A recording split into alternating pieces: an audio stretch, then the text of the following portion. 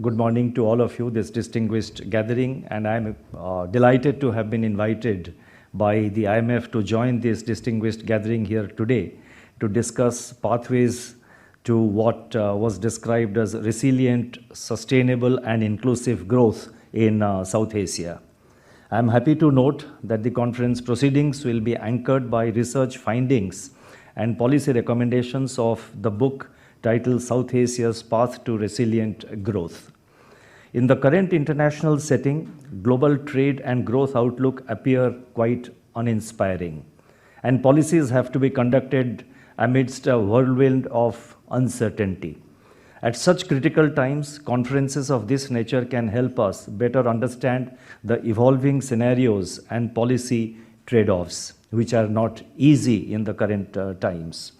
In my address today, I propose to briefly cover some of my thoughts on South Asia's current macroeconomic challenges and policy priorities.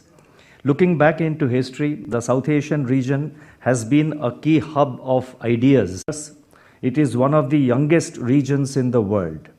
The average growth rate in the region has accelerated from 3% in the 1970s to about 7% in the latest decade, that is in the pre-pandemic period.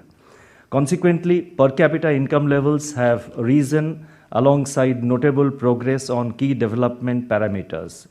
As per the estimates of the IMF, South Asia contributes nearly 15% to global growth, led by India and Bangladesh. The region also receives 1/5 of total remittance flows in the world.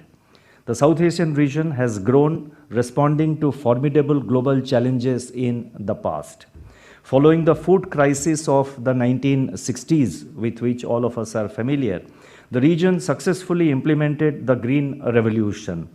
And that brought about a huge change in this region in terms of achieving self-sufficiency in many parts of this region, and the earlier dependence on imports from other countries was considerably reduced.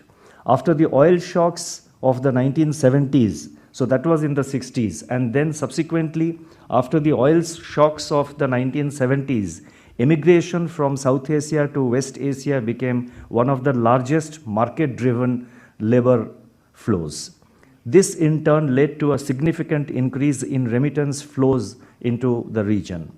The Asian financial crisis of 1997 impacted the South Asian countries in terms of surges in capital outflows and exchange market pressures. Over the years, as a crisis prevention strategy, the South Asian countries prioritized sound macroeconomic policies and embraced financial sector reforms focusing on competition, prudential regulation, enhanced transparency, audit and accounting standards. These measures helped in preserving macro stability while sustaining integration of domestic economies with the global economy. In recent years, multiple shocks, in particular the COVID-19 pandemic and the war in Ukraine, have dampened the economic prospects of the South Asian region as in other parts of the world. Some of the countries in the region have also been contending with ramifications of unsustainable debt and climate change-induced events. Consequently, they have been seeking recourse to the IMF's financing facilities. Notwithstanding these challenges, as per the World Economic Outlook database of October 22, which was released by the IMF, India, Bangladesh and Maldives would be among the fastest growing economies in the world in 2022 and 2023. According to the Asian Development Bank's December 2022 outlook, the South Asian region's GDP is projected to grow at 6.5% in 2022 and 6.3% in 2023. The World Bank estimates that regional cooperation could be a win-win situation for all countries of the region. For example, intra-regional trade is currently only 1/5 of its potential. That is, intra-regional trade in the South Asian region is only 1/5 of its potential. And also, This implies that the annual shortfall, this has been calculated by the World Bank, this implies the annual shortfall to be in the region of about 44 billion US dollars. The World Bank assessment also suggests that a common electricity market for Bangladesh, Bhutan, India and Nepal can yield savings of about US dollar 17 billion in capital costs.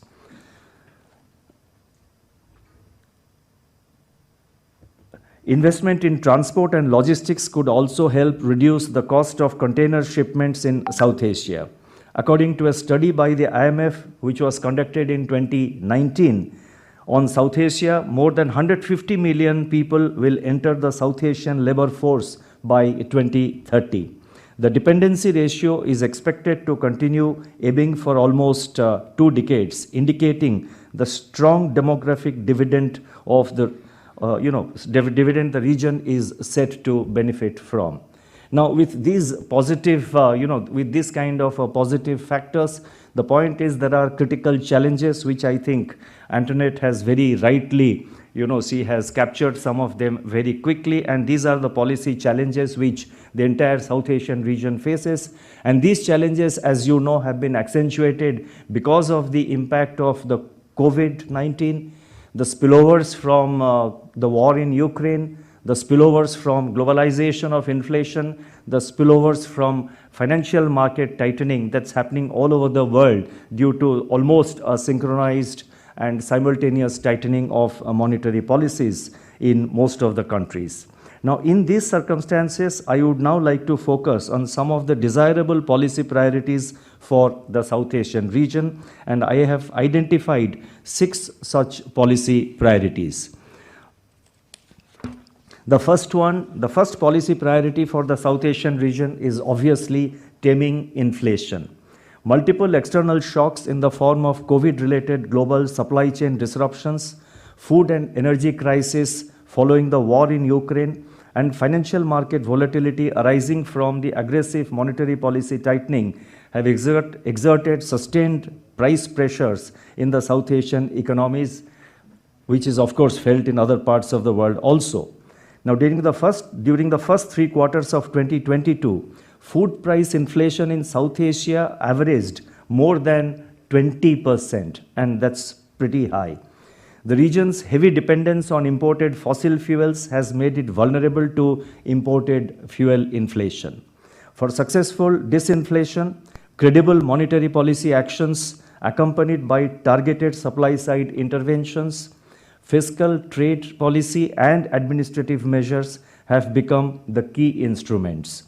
While the recent softening of commodity prices and supply chain bottlenecks should help in lowering inflation going ahead, risks to growth and investment outlook may rise if inflation persists at high levels. Prioritizing price stability may therefore be the optimal policy choice for the South Asian region in the current context. This approach to disinflation, however, needs to be mindful of the rising risks to growth outlook in an environment of deteriorating prospects for global growth and trade activity. The second policy priority that, apart from taming inflation, that I would like to highlight is containing external debt vulnerabilities. Now, the surge in external debt in recent years and associated vulnerabilities have undermined macroeconomic stability in several countries in this region. External debt, which was already elevated in low and middle income countries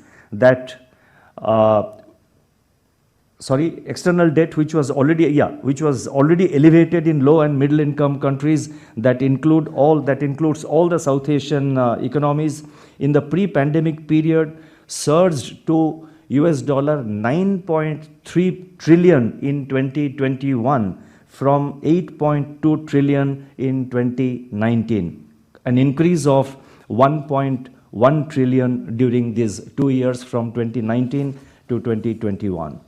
The Debt Service Suspension Initiative, that is DSSI, was set up by the G20 in May 2020.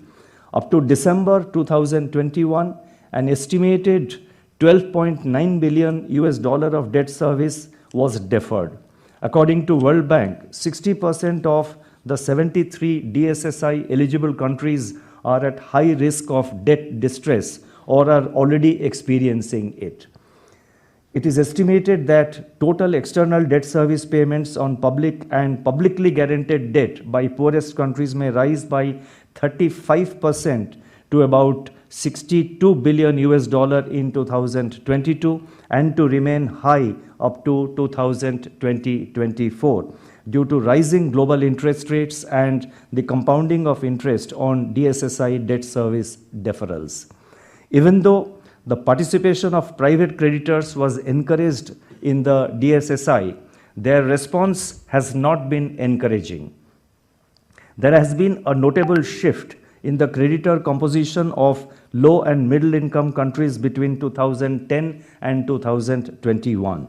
The share of lending by private creditors in the long-term public and publicly guaranteed debt was 61% in 2021 against 46% in 2010. And the share of debt owed to bondholders was 47% in 2021 against 29% in 2010. A distinct shift in the creditor base over time in favor of private lenders and non-Paris Club official creditors has added a new dimension to debt restructuring processes, especially for the low-income IDA-eligible debtor countries. The share of debt owed to non-Paris Club creditors rose to 68% in 2021 from 42% in 2010. The increasing reliance on private creditors has raised debt service costs and complicated creditor coordination in debt resolution efforts. During 2010 to 2021, the average maturity on loans from private creditors was 12 years as compared with 26 years for loans from official creditors, and the average interest rate on loans from private creditors was 5% vis-a-vis 2% on loans from official creditors. Now, in this context, the role of multilateral organizations, but I have given too many data. Now it's, I thought actually for quite a while whether I should have it in a lecture or I should just leave it out. But I thought these are important pieces of numbers which are important to place things in perspective, which makes us understand the whole, the whole scenario much better, and also can guide us, especially the policymakers, the central banks and the fiscal authorities, to deal with these debt resolution efforts. A copy of my address will be uploaded in the RBI website soon after this address is over. So those of you who are interested may like to have a look at this, especially with regard to the numbers, if not the content or the arguments, but at least the numbers are important. Now, in this context, the role of multilateral organizations, particularly the IMF and the World Bank, it becomes crucial in making debt treatment efforts more effective, while also strengthening the mechanism of, I repeat, while also strengthening the mechanism of recording, reporting, and analysis of debt data so as to enhance transparency and preserve debt sustainability. The IMF's role in capacity building in the region with a focus on region-specific macro dynamics, policy effectiveness challenges, and economic aspirations of the nations would also be extremely useful. I now move to the third aspect of the third policy priority for the region, and this is in my view. That is with regard to, that focuses on raising productivity. While sustained and broad-based economic recovery remains the current policy focus, it is necessary to undertake deep structural reforms to raise the potential growth trajectories of the economies in the South Asian region. Ongoing global realignment of supply chains, green transition, and advances in technology offer new opportunities for investment and growth. But policies would need to create the congenial climate for attracting new private investment, with public sector taking the lead in areas that can create positive externalities such as infrastructure, health, and education. In this context, let me highlight, particularly in the context of raising productivity and what I have just said, in this context, let me highlight some specific areas of policy priority. First, undertaking desirable structural change would require an improvement in resource allocation, moving production from low productive sectors to high productive sectors and promotion of innovation. Second, skill mismatches, which is a major constraint to resource reallocation, would warrant policy focus on education and skill upgradation. This is particularly important to the South Asian region as the favorable demography of the region would require that production processes must be labor intensive while also being globally competitive. Third, while free trade and FDI have been conventionally congenial for diffusion of technology and augmentation of productivity, the region's investment on research and development must also increase from the current low levels, and the policy environment for scientific research and startups must be made more rewarding. Fourth, investment in physical infrastructure consisting of energy, transportation, and telecommunication, which are prime drivers of productivity growth, also have to be enhanced. Infrastructure in the contemporary world of digital revolution would also include digital infrastructure, that is data centers, cellular towers, and fiber connectivity, with an emphasis on scalability and resilience. Fintech, e-commerce, edtech, health tech, and food tech are the new age growth propellers and need quality internet connectivity and reliable digital payment systems. I now turn to the fourth area of policy priority, and that is strengthening cooperation for energy security. The South Asian region has a high reliance on fossil fuels and imported energy, making the region vulnerable to volatile oil, gas, and coal prices. In view of the dominating influence of geopolitical factors in driving global energy market dynamics, the region needs to strengthen energy cooperation arrangements so as to enhance resilience to external shocks. India and Bangladesh have already agreed to enhance the sub-regional connectivity in the energy sector by linking the power grids of the two countries synchronously. The India-Bangladesh Friendship Pipeline project, which is a 130-kilometer pipeline joining Siliguri in West Bengal and Parbatipur in Bangladesh, would have a capacity to export petroleum products of 1 million metric tons per annum. Other examples of cooperation include transportation of petroleum, oil and lubricants across national jurisdictions. Similarly, cross-border petroleum product pipeline and joint venture hydroelectric projects are testimony to the immense scope for energy cooperation in the South Asian region. Harmonization of testing processes, performance and conservation standards, and labeling criteria for electrical appliances in the region can contribute to regional energy security by promoting cost savings and by boosting efficiency and trade. Integration of national power systems in the region could facilitate leveraging of untapped surplus hydropower while also giving fillip to development of solar and wind resources.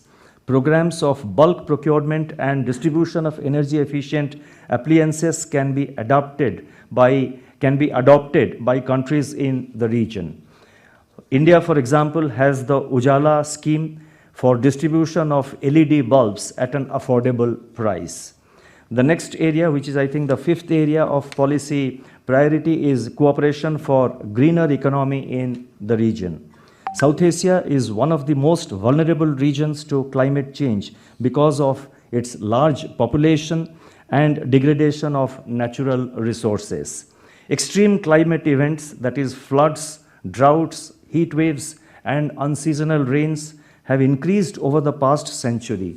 As per estimates of the International Financial Corporation IFC, between 2018 and 2030, the funding requirements for investment in renewable energy, greening the vehicle fleet, and making future building stock green and resilient to climate change risks in South Asia alone would be over US dollar 410 billion, 670 billion and 1.3 trillion respectively. I mean, I mentioned the three components, and these are the investments required in the three components, and the three components are funding requirements for investment in renewable energy, one, greening the vehicle fleet, and that is number two, and making future building stock green and resilient to climate change. This is the third component, and the funding requirements have been mentioned. Besides financing, access to technology and key minerals would also be critical for successful green transition. Robust regional disaster management systems could help in ensuring timely and effective response to devastating climate events.